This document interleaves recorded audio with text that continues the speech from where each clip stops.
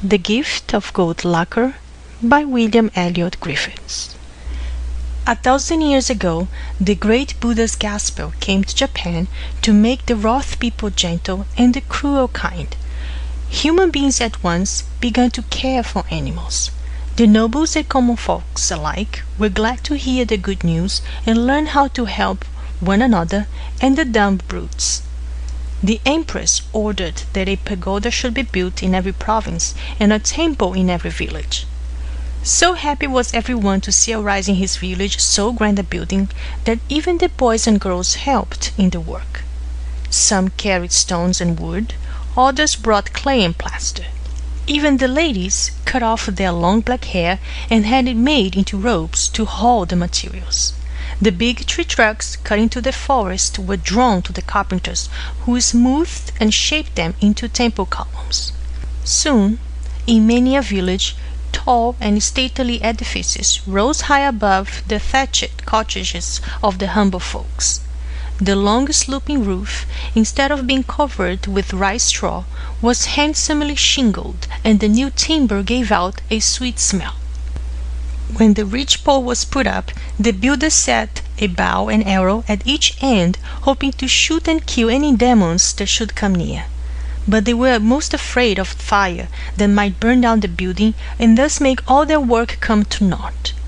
So at the end of the gable they fixed the great devil's tile, on which were molded figures of the water weed to put out the flames.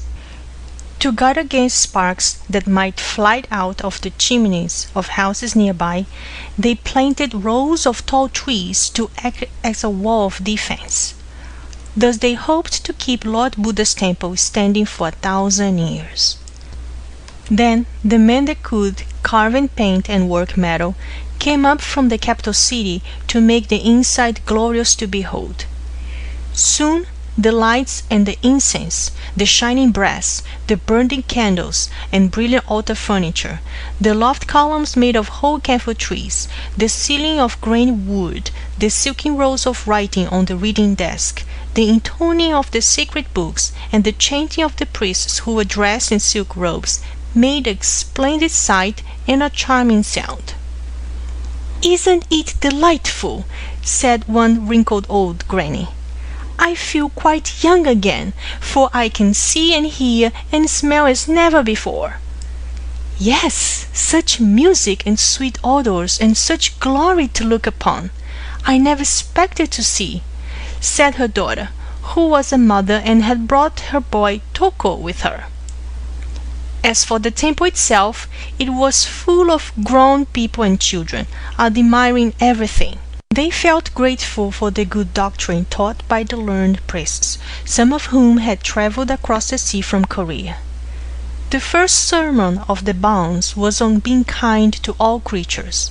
"It was our duty," said he, "to love even the worms and the crickets." All the beasts of the field and the birds of the air also rejoiced that Buddha's doctrine had come to the Mikado's realm, for now human beings were kinder than ever to their dumb friends with wings or on 4 feet. Even during the winter no bird froze or deer starved. Farmers were patient even with the monkeys that were so numerous as to be mischievous. In the field the white heron could walk unfrightened in the furrows behind the plowman, picking up its food joyfully. These simple folk were easily pleased, for as yet there was no gilding or varnish or fine art, but only plain wood and metal. There was no gold leaf or shiny vermilion or violet lacquer yet. Rough and nude enough, the sacred building might seem to a traveler, for it could not compare for a moment with gorgeous temples in India, the gilded ceilings of Korea, or the porcelain pagodas of China. Happy though they were, yet every one of the villagers wondered how they could make their temple still more lovely. Some even dreamed at night of the far-off pagodas of which their Bonze told them. One farmer, who was very kind to the cranes and who carefully refrained from ever killing even an insect, was specially eager to transfer the sheen of the beetles and the gloss of feathers to common wood. and long he pondered on how to do it. He would have the brilliancy of the dragonfly cover up the knot marks and the metallic luster of the pheasant's wings on plain pine. But how to compass? The mystery filled him with care. One night, weary with his work in the rice field, as he slept, a beautiful white bird with black tips on its wing feathers appeared to him, and talked about making the tables and altars glossy and rich in color. "I am the spirit of the lacquer tree that grows in the deep forest. I poison the men that wound me. My trunk has a milk-white sap. Tap it and stir up the juice in a wooden vessel. Then when it becomes thick, apply it to wood. Then the temple columns will shine like jet. Be wise, and don't laugh when I tell you a secret. It must dry in a wet atmosphere. Guard yourself, for there is danger. Put not your hands in the liquid. Persevere. Be clean. Farewell." The farmer woke up and wondered what all this meant, but tired and sleepy his eyes were, soon closed again.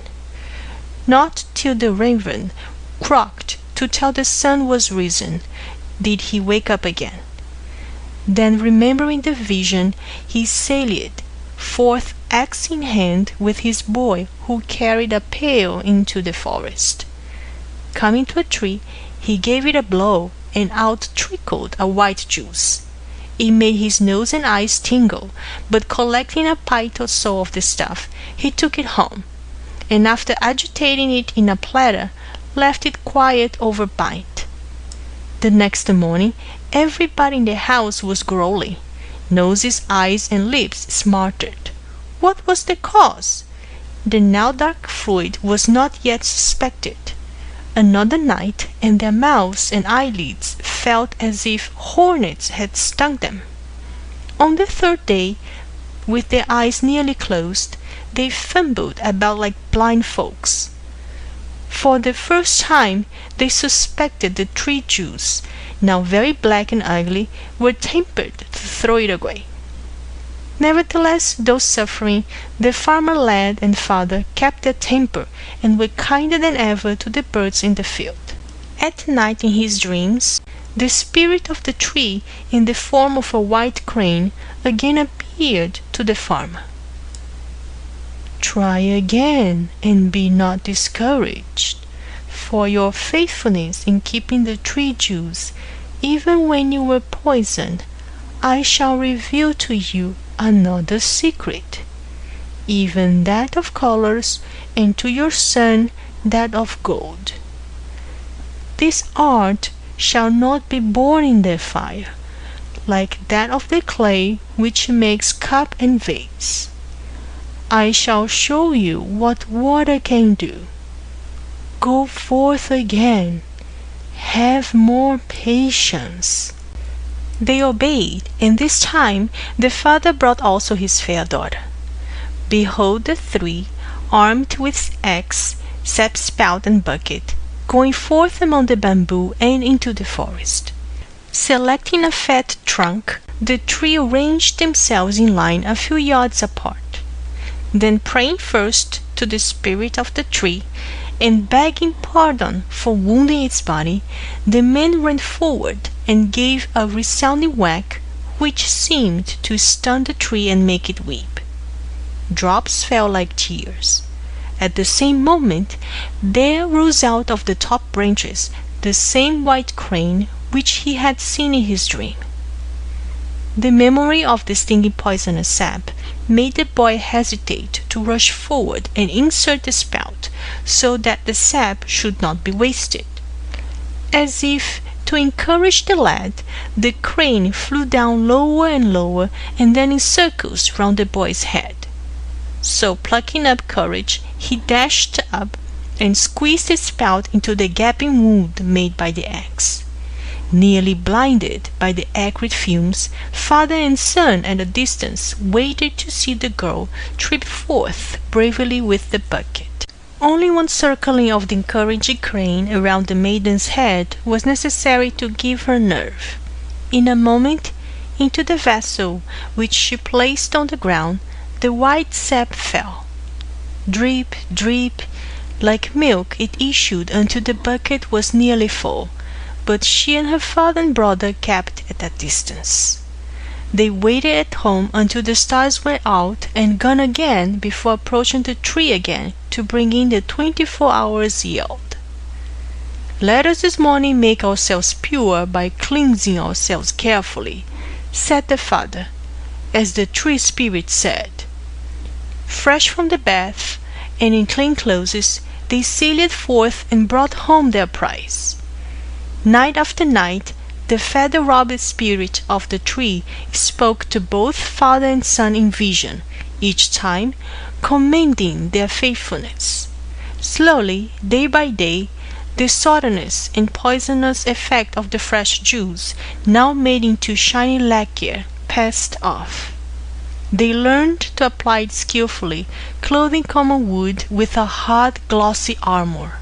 Their wooden bowls, set to dry on shelves sopped with a wet cloth, became like glazed porcelain, and their little breakfast table like enamel.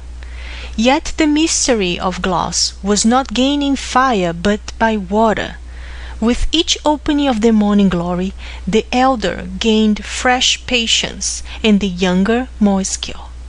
Neither heat nor cold, salt or sour, hurt lacquer, and common wood seemed like metal. Out of paper covered with this hard varnish, laid on in many coats.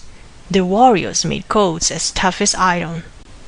It was now the boy's turn in his dreams to be told fresh secrets from the crane. He learned to mix the varnish with many colors.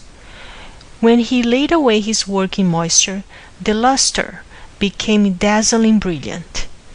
One day, adding gold leaf, he found the noble mixture made extraordinary beauty. So, still keeping his secret, he traveled to Nara, the capital, and learned drawing and painting from the Korean artists. Toko now became a decorator of temples and a maker of altar furniture. He fashioned writing boxes for poetry parties and desks for the learned monks. On a cabinet of drawers for his mother, he drew and finished in gold lacquer a picture of his native village and the fields and hills toward the west. The fame of his skill reached the ears of the emperor, who invited him to make a splendid picnic box, for which he paid him 1,000 rolls of silk. A tray for the empress was the wonder of all in the palace. With gold leaf and lacquer, the village temple now looked like an imperial shrine. Pilgrims traveled from all over the empire to admire its splendor and take back home stories of a beauty they had never dreamed of before. Yet all this time, even when the golden wind bells, tinkling in the mouths of the phoenixes that hung along the temple eaves, seemed to sing his fame in the evening breezes, did not the artist forget the tree spirit that first told him to be pure and to persevere. But one night in a dream, when sleeping under the old home roof, the silverly white crane again appeared to him, yet this time silent, with no message. "Speak," said the once farmer lad, now a great master who had many pupils in art. "How can I express my grateful heart for your kindness to me? I have fame, honor, and wealth, besides the joy of serving the Lord Buddha in making his temples beautiful, and the emperor's palace glorious, besides caring for my old father and mother. What may I do for thee, my guardian spirit?" Lord Buddha will ever incline the children of Japan to treat gently the snowy heron and the silk-white cranes forever. But do you and your successors on the panel the tray, the screen, and the writing box make the crane and heron comrades of the gold-lacquered mountains and trees, the landscape, and the rice fields. Let them preen their feathers, or soar in the air, or bask in the red disk of the morning sun, or amid the curling spray of the ocean disport themselves in joy. Thus let all the world, for a whole banzai or 1,000 generations, be grateful for the gift of the lacquer tree. And to this day it is appointed that dull clay can win a glistering robe only in the kiln, while the tree juice finds its body in moisture. Shining gold and brilliant colors rise out of the fire, while lacquer owes its richest luster to the mystery of water. Even yet, alike on the landscape warmed by the sun and on the picture wrought by the artist, the snowy heron steps daintily and the white crane flies to the mountain. So shall it ever be in everlasting great Japan. End of The Gift of Gold Lacquer.